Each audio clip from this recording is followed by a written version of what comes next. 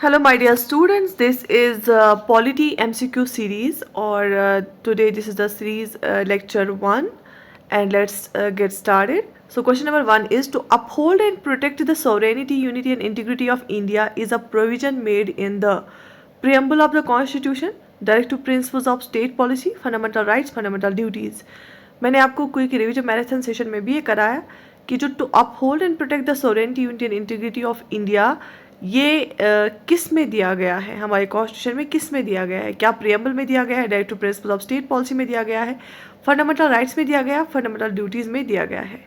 So yes, the right answer here is, so it is given in option D. It is given in fundamental duties. Fundamental duties में 11 fundamental duties है हमारे पास. It comes under article 51A. ठीक है, तो इससे पहले जो preamble है, प्रियम्बल के रिलेटेड आपको याद रखना है, प्रियम्बल को सिर्फ एक बार आज तक अमेंड किया गया by 42nd constitution amendment act of 1976. Directive principles of state policy जो है इसमें आर्टिकल 36 से लेके आर्टिकल 51 तक आते हैं. फंडामेंटल राइट्स आर्टिकल 12 से लेके आर्टिकल 35 तक इसमें आते हैं. ठीक है, तो ये कुछ एडिशनल पॉइंट्स हैं जो मैंने आपको बताए. Okay, moving to another question. How is the president elected in India? India का जो प्रेजिडेंट होता है ना, वो कैसे इलेक्ट किया जाता है? सबसे पहली बात मैंने आपको बार बार पढ़ा है कि जो प्रियम्बल है हमारा, प्रियम्बल में लिखा है रिपब्लिक वर्ड. रिपब्लिक क्यों है? इंडिया एक रिपब्लिक क्यों है? क्योंकि यहाँ पे कोई प्रिविलेज्ड क्लास नहीं है. यहाँ पे रिपब्लिक इसलिए है क्योंकि हमारा जो प्रेसिडेंट है, हेड ऑफ द स्टेट है, वो इलेक्टेड होता है. President head of the state होता है और prime minister head of the government होता है. President first citizen of India है. और जो प्रेसिडेंट है ना, उसका इलेक्शन कैसे होता है? क्या डायरेक्टली होता है, क्या राज्यसभा मेंबर से होता है, क्या लोकसभा मेंबर से होता है, या इनडायरेक्ट इलेक्शन होता है? जो प्रेसिडेंट ऑफ इंडिया है ना, ये इलेक्ट इसको कौन करता है? ये इनडायरेक्ट इलेक्ट होता है, इनडायरेक्टली इलेक्ट होता है. इसको डायरेक्टली वोट इलेक्ट नहीं, इसको डायरेक्टली लोग वोट नहीं करते हैं, इसको लोगों के चुने हुए रिप्रेजेंटेटिव्स वोट करते हैं, तो इनडायरेक्ट इलेक्शन होता है इसका. सो option D here is the right answer. ठीक है. Which of the following are among the fundamental duties of citizens laid down in the Indian Constitution? इन ऑप्शंस में से कौन सा फंडामेंटल ड्यूटीज में आता है? To preserve the rich heritage of our composite culture, to protect the weaker sections from social injustice, to develop the scientific temper and spirit of inquiry, to strive towards excellence in all spheres of individual and collective activity. ठीक है, so आपको पता होगा कि अपने rich culture composite cultural heritage को preserve करना भी एक फंडामेंटल ड्यूटी है. साइंटिफिक टेम्पर को भी डेवलप करना फंडामेंटल ड्यूटी है. टू स्ट्राइव टुवर्ड्स एक्सलेंस ये भी एक फंडामेंटल ड्यूटी है. लेकिन to protect the weaker sections from the social injustice ये एक directive principles of state policy है. तो ऑप्शन 2 के बगैर जो है ऑप्शन 2 हमें एलिमिनेट करना है, क्योंकि जो सोशल इनजस्टिस वाला है, सोशो इकोनॉमिक डेमोक्रेसी के बारे में हमारा directive principles of state policy बताता है. सो ऑप्शन 2 नहीं आएगा. आप ऑप्शन 2 अगर आप एलिमिनेट करेंगे तो ये भी एलिमिनेट, ये भी एलिमिनेट और ये भी एलिमिनेट. सो ऑप्शन सी बचा यहाँ पे. तो option C is the right answer. 1, 3 and 4. ठीक है. Okay. Who among the following are not included in the electoral college for the election of the president of India? इनमें से जो प्रेसिडेंट को इलेक्ट करते हैं ना, उसके लिए एक इलेक्टोरल कॉलेज बनता है. मैंने आपको बताया कि इनडायरेक्ट इलेक्शन होता है प्रेसिडेंट के लिए. तो प्रेसिडेंट का जो इलेक्टोरल कॉलेज है उसमें इनमें से कौन नहीं आता है, कौन नहीं होता है, कौन प्रेसिडेंट को वोट नहीं करता है? Elected members of the house of the people, क्या लोकसभा के elected members, elected members of the council of states, क्या राज्यसभा के elected members, elected members of the legislative assemblies of states, क्या लेजिस्लेटिव असेंबली के elected members, elective members of the legislative council of the state, या जो legislative council होता है, जो second house होता है स्टेट्स में, या उसके इलेक्टेड मेंबर्स. जो प्रेसिडेंट का इलेक्टोरल कॉलेज होता है ना, उसमें ऑप्शन डी नहीं होता है. देखो, जो हमारे लोकसभा के इलेक्टेड मेंबर्स होते हैं ना, वो वोट करते हैं प्रेसिडेंट को. जो हमारे जो इलेक्टेड मेंबर्स ऑफ राज्यसभा होते हैं ना, वो भी वोट करते हैं. जो लेजिस्लेटिव असेंबलीज के इलेक्टेड मेंबर्स होते हैं ना, वो भी वोट करते हैं. लेकिन लेजिस्लेटिव काउंसिल का कोई रोल नहीं होता है प्रेसिडेंट के इलेक्शन में. सो option D here will be the right answer. In India the president is elected by direct election, single transferable vote system, proportional vote system, open ballot system. कौन सा system यहाँ पे use होता है इसमें presidential election में? Direct election तो नहीं होता है. ठीक है. तो इसमें कौन सा सिस्टम यूज़ होता है? सिंगल ट्रांसफरेबल वोट सिस्टम, क्योंकि प्रेसिडेंट के इलेक्शन में लिस्ट सिस्टम होता है, आपको प्रेफरेंस देनी होती है कि आपको फर्स्ट प्रेफरेंस किसके देती है, सेकंड और थर्ड, ऐसे ऐसे। तो जैसे किसी को लीस्ट प्रेफरेंस आती है वो कैंसिल होता है, तो सिंगल ट्रांसफरेबल वोट सिस्टम यहाँ पे यूज़ होता है। विच one of the following is not correct regarding presidential election? इनमें से क्या सही नहीं है प्रेसिडेंशियल इलेक्शन के related? Election of the successor must be held before the expiry of the term of the incumbent president. ठीक है, अगर अभी प्रेसिडेंट है उसकी जो टर्म खत्म होने से पहले ही फिर से इलेक्शन करने हैं। The president shall hold office for a term of 5 years from the date on which he enters upon the office. क्या 5 साल तक ये लेता है? On the expiration of his term he continues to hold office until his successor enters office. तो जब तक कि नया प्रेसिडेंट ना आए, पहला प्रेसिडेंट कंटिन्यू करता है ऑफिस को। प्रेसिडेंट्स इलेक्शन में भी postpone on the ground that the electoral college is incomplete. अगर इलेक्टोरल कॉलेज इनकम्प्लीट होगा, क्या प्रेसिडेंट का इलेक्शन पोस्टपोन किया जाता है? इनकम्प्लीट इन द सेंस कोई सीट वैकेंट होगी, कहीं पे लेजिस्लेटिव असेंबली जो है इसमें नहीं है, सस्पेंड की गई है, तो उस टाइम पे क्या हम उसको पोस्टपोन कर सकते हैं? नहीं। तो हम ये नहीं बोल सकते कि कोई सीट वैकेंट है तो अभी इनकम्प्लीट है इलेक्टोरल कॉलेज, तो उस टाइम हम पोस्टपोन नहीं कर सकते इलेक्शन प्रेसिडेंट का। बाकी ये 3 सही है। 5 साल के लिए होल्ड करता है ऑफिस, और जब तक नया प्रेसिडेंट नहीं आता तब तक पुराना कंटिन्यू करता है, और टर्म खत्म होने से पहले ही इसका इलेक्शन किया जाता है। सो option D here is the right answer. The president of India is elected by, president of India को कौन इलेक्ट करता है? Only members of Rajya Sabha? बिल्कुल भी नहीं। क्या सिर्फ ओनली मेंबर्स ऑफ लोकसभा? बिल्कुल भी नहीं। ओनली वर्ड जहाँ पे भी होता है ना वो चांसेस होते हैं गलत होने के option. Only the members of state legislative assembly and Lok Sabha, elected members of Rajya Sabha, Lok Sabha and state legislative assemblies. तो कौन सा ऑप्शन इसमें से सही है? जैसे कि हमने ऊपर भी देखा, option D is the right answer. Elected members Rajya Sabha के, लोकसभा के और state legislative assembly members. The chief minister of a state in India is not eligible to vote in the presidential election if, जो हमारा चीफ मिनिस्टर होता है वो eligible to vote नहीं होगा प्रेसिडेंशियल इलेक्शन में, वो वोट नहीं कर सकता है। क्यों? If he is a candidate, अगर वो खुद कैंडिडेट है, if he is yet to prove his majority on the floor of the lower house of the state, अगर अभी उसने मेजॉरिटी प्रूव नहीं की है। If he is a member of the upper house of the state legislature, अगर वो state legislature के upper house का मेंबर है। If he is a member of the lower house, अगर वो स्टेट लेजिस्लेचर के लोअर हाउस का member है। तो मैंने आपको ऊपर बताया कि लेजिस्लेटिव काउंसिल जो होता है, जो सेकंड हाउस होता है, अपर हाउस होता है स्टेट्स का, वो टेक पार्ट नहीं करते हैं प्रेसिडेंशियल इलेक्शन में। सो ऑप्शन सी, अगर सीएम जो है चीफ मिनिस्टर किसी स्टेट का अपर हाउस का मेंबर है, दैट मीन्स वो प्रेसिडेंशियल इलेक्शन में वोट नहीं करेगा। So option C is the right answer here. ठीक है,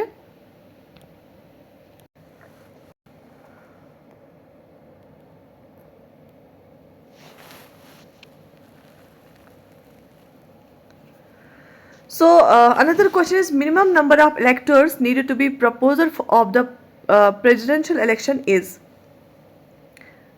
कितने प्रपोजर चाहिए हमें प्रेसिडेंशियल कैंडिडेट के लिए? तो कितने इलेक्टर्स एज अ प्रपोजर चाहिए जो प्रपोज करेंगे प्रेसिडेंशियल कैंडिडेट के लिए? मिनिमम नंबर क्या रखा गया उसके लिए? 50 electors, 20 electors, 5 electors, 15 electors.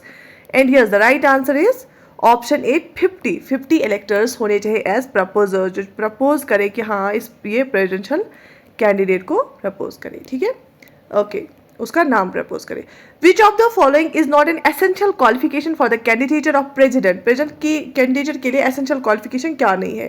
Completion of 35 years, educated होना चाहिए, qualified for election as a member of house of people, citizen of India. इनमें से क्या नहीं है एसेंशियल क्वालिफिकेशन? ऑप्शन बी, वो सिटीजन ऑफ इंडिया होना चाहिए ऑब्वियसली, और ये ज़रूरी है। और वो जो लोकसभा है ना, लोअर हाउस ऑफ पार्लियामेंट, उसके लिए एलिजिबल होना चाहिए, क्वालिफाइड होना चाहिए उस इलेक्शन के लिए। ये भी सही, option B is not the right answer. In the presidential election in India, every elected member of the Legislative Assembly of state shall have as many votes as there are multiples of 1000 in the coefficient obtained by dividing the population of the state by the total number of the elected members of the assembly.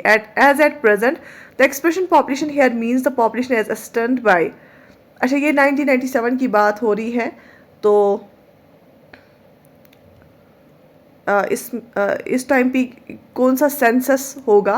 तो आप मुझे बता सकते हैं presently हम किस census के base पे ये करते हैं, ये मुझे आप कमेंट्स में लिख लीजिए। Which article of the Indian constitution prescribes eligibility conditions for re election of for the post of president of India, आपको पता होगा कि अगर हम अमेरिकन प्रेसिडेंट की बात करेंगे उसको वो सिर्फ 10 साल तक रह सकता है, 10 ईयर्स, और वहाँ पे 4 साल होती है टर्म, तो 4 और 4 हो गए 8 साल तक, और एक्स्ट्रा 2 साल कभी कुछ हो सकता है डिले इलेक्शन में, तो 10 साल तक वहाँ दो टर्म्स के लिए एलिजिबल होता है। जैसे ओबामा 2 टर्म्स के बाद वो नहीं इलेक्शन लड़ सकता है, प्रेसिडेंशियल इलेक्शन।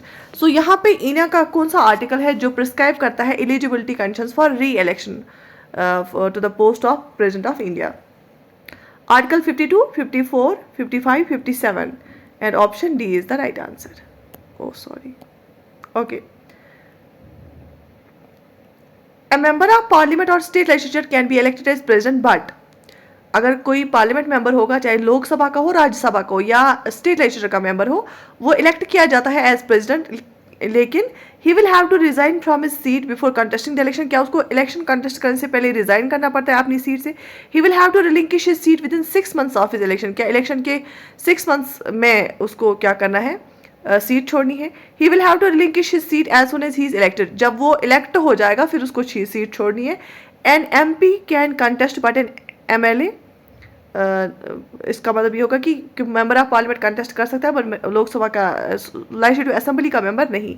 तो बस इसका जो सही आंसर है वो है ऑप्शन सी, कि जो ही कोई इलेक्ट हो जाएगा ना तब जाके उसको अपनी सीट छोड़नी है, ठीक है, अगर वो ऑलरेडी मेंबर है किसी भी हाउस का।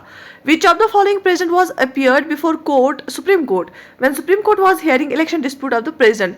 कौन सा प्रेसिडेंट सुप्रीम कोर्ट के सामने पेश हुआ जब सुप्रीम कोर्ट किसकी सुनवाई हो रही थी? Dispute of president. Option A doctor Zakir Hussain, V V Giri, Fakhruddin Ali Ahmed, Neelam Sanjiva Reddy, and yes the right answer is option B, V V Giri. If there is any dispute regarding the presidential election it can be referred to, अगर वहाँ पे कोई dispute होगा election of president के related तो ये किसको जो है रेफर किया जाएगा? Attorney general of India, parliament, supreme court of India, none of the above.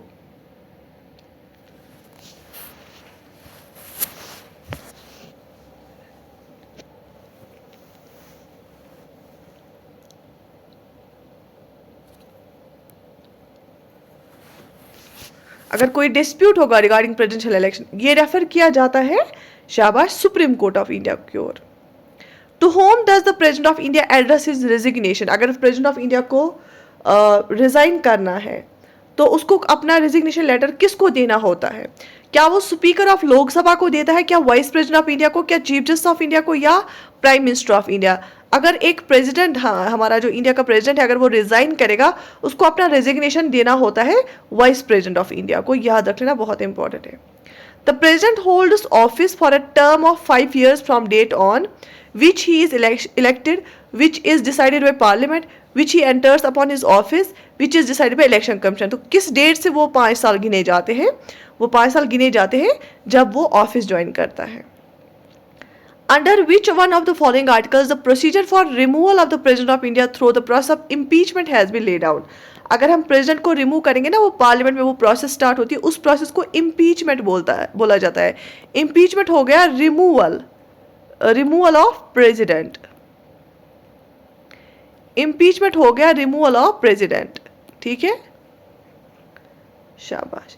तो ये कौन सा आर्टिकल इस इम्पीचमेंट के साथ डील करता है? Option B, article 61 is the right answer. The president of India can be removed from his post by, president of India जो है उसको रिमूव किया जाता है अपने पोस्ट से किसके द्वारा? Prime minister of India, Lok Sabha, chief justice of India, parliament. और उसको जब रिमूव करते हैं उस प्रोसेस को क्या बोलते हैं? Impeachment, under article 61। लेकिन कौन करता है उसको, प्रेसिडेंट को रिमूव?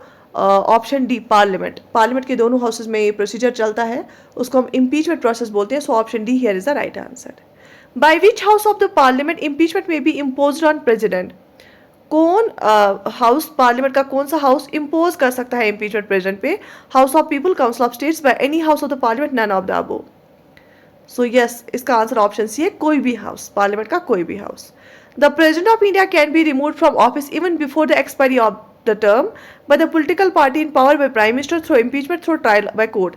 अपनी टर्म कंप्लीट करने से पहले ही प्रेसिडेंट को रिमूव किया जा सकता है, लेकिन थ्रू इम्पीचमेंट प्रोसेस जो कि पार्लियामेंट में होती है और स्टार्ट भी किसी भी हाउस में हो सकती है, चाहे लोकसभा हो या Rajya Sabha. The president can be impeached on the grounds of violating the constitution by the chief justice of India, vice president of India, speaker of the house, two houses of the speaker of the Lok Sabha, two houses of the parliament.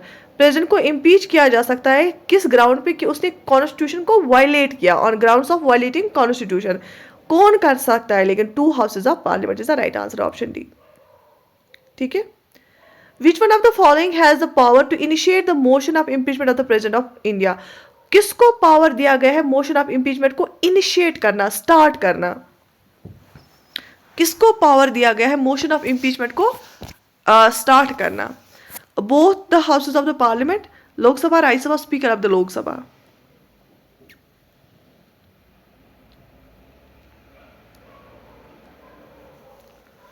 And yes the right answer is both the houses of the parliament. किसी भी कोई भी house initiate कर सकता है, लेकिन state legislature नहीं, या लोकसभा या Rajya Sabha.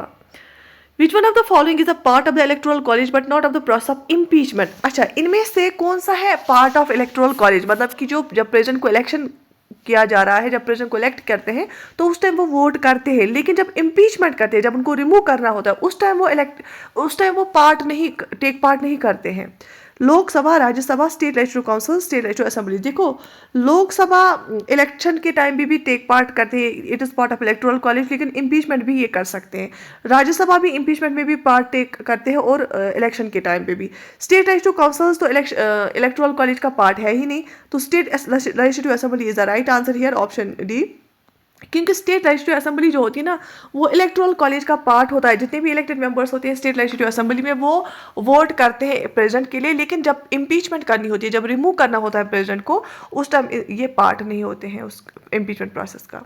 At least how many days of prayer notes is required for the impeachment of the president of India?